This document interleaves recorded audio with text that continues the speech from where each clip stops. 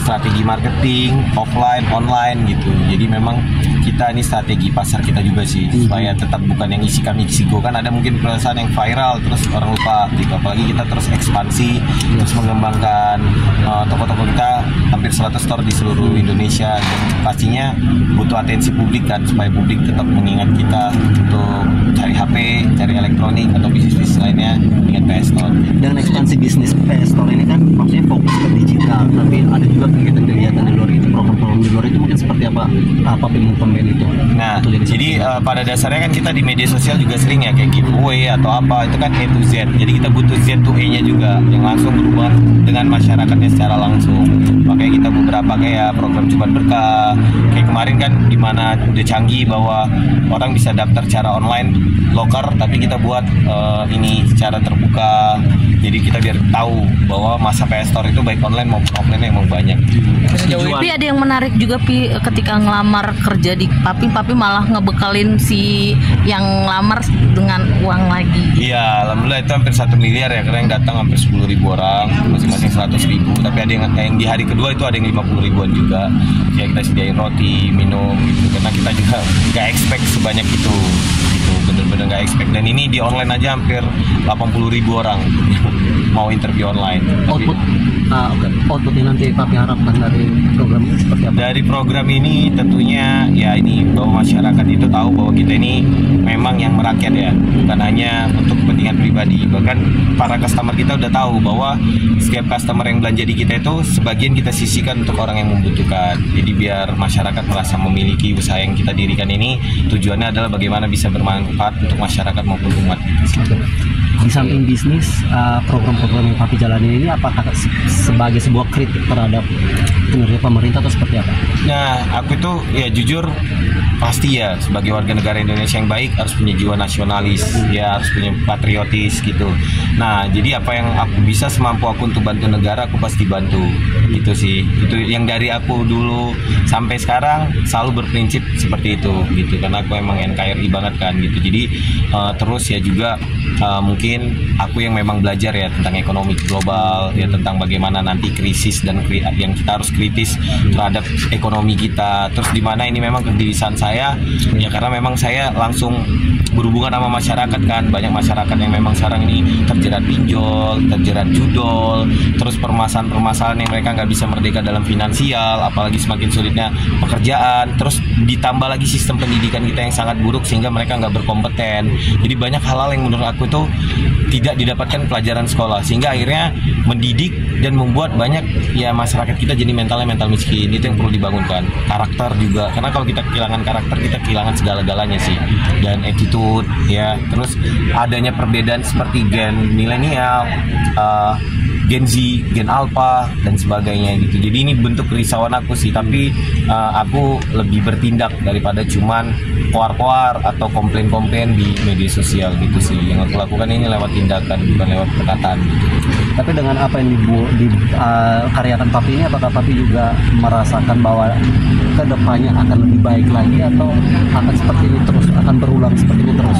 Iya, tergantung sih. Kita kan saat ini itu kayak bonus demografi ya, dimana kita saat ini banyak banget usia-usia produktif.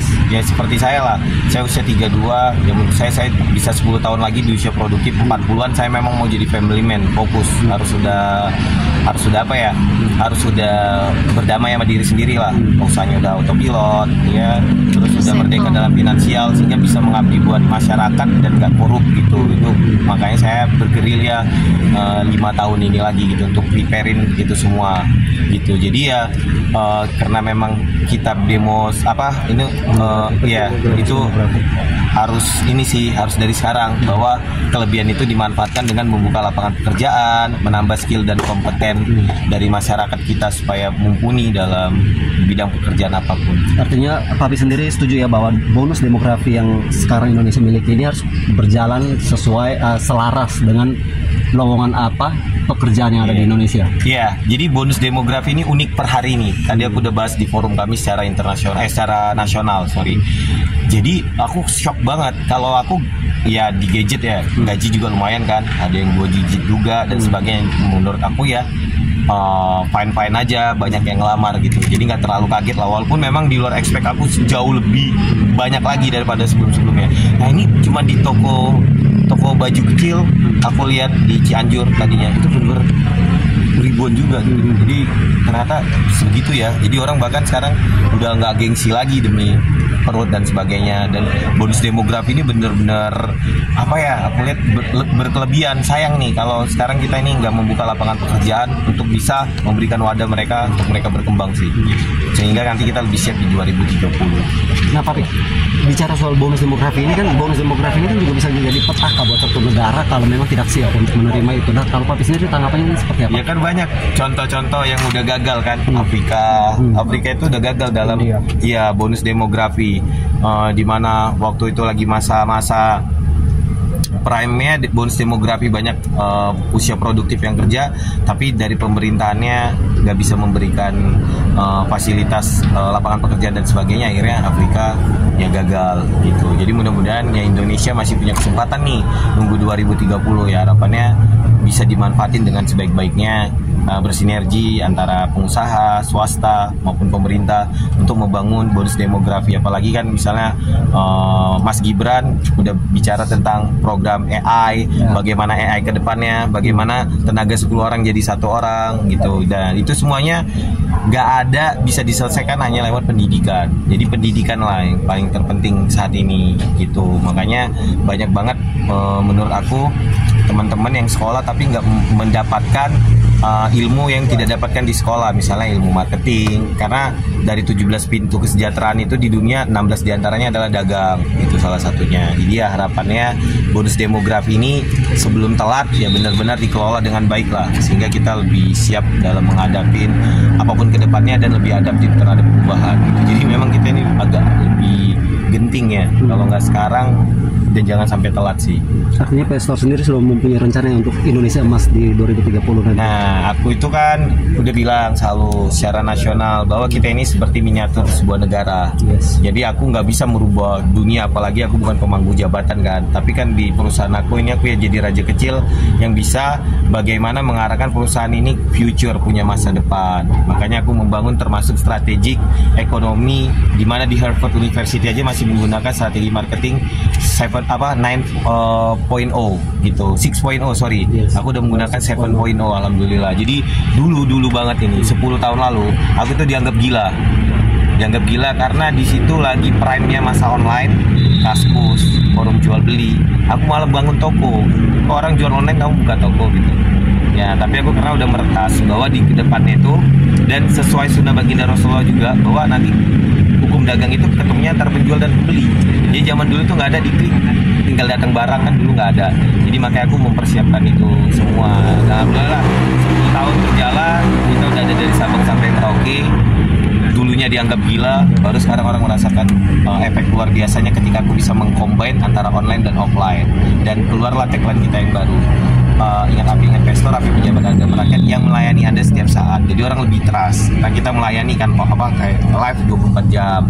Ketika dia beli online, dia bisa merasakan offline. Atau sebaliknya, ketika dia datang secara offline, dia bisa merasakan online bahwa kita selalu hadir. Dengan tadi ada take out, ada entertain, ada kolaborasi sama artis dan sebagainya. Jadi ini memang strategi 7.0 yang mungkin bisa dipakai para teman-teman yang lainnya. Itu harus adaptif sih terhadap perubahan. Nggak bisa menggunakan metode-metode yang lama. Bahkan buku yang semalam belum tentu bisa dipakai buat hari ini. Itulah kita pentingnya harus adaptif terhadap perubahan. Melihat 7.0 Indonesia sudah siap belum, Pak? Belum. Karena misalnya dia bisa online, dia belum tentu berhasil di offline. Begitu berikutnya. Karena segala sesuatu itu harus butuh persiapan. Gak ada sukses yang instan. Prosesnya juga cukup panjang. Ya termasuk saya tadi paling dianggap gila kan. Pokoknya buang-buang uang. Karena kan lumayan mahal ya ruko, terus gedung, renovasi juga, terus juga banyak banget operasional dan sebagainya gitu. Itu sih banyak. Mudah-mudahan aku emang belum pernah pick up di media sosial aku karena aku nggak mau huru hara atau apa, makanya aku lewat tindakan. Tapi kedepannya menurut aku seperti munculnya Timotol Roni dan sebagainya yang mulai mengedukasi tentang finansial ekonomi. Nah, aku sebagai pelaku bisnis yang retail ya, yang wujudnya jelas. Jadi pingin juga mengedukasi teman-teman ya bahaya riba seperti apa, cara spiritual dan sebagainya dan sebagainya. Dan itu dia mudah-mudahan ilmu yang dipunya selama ini kan aku memang belajar ya, bisa bermanfaat lah untuk orang banyak.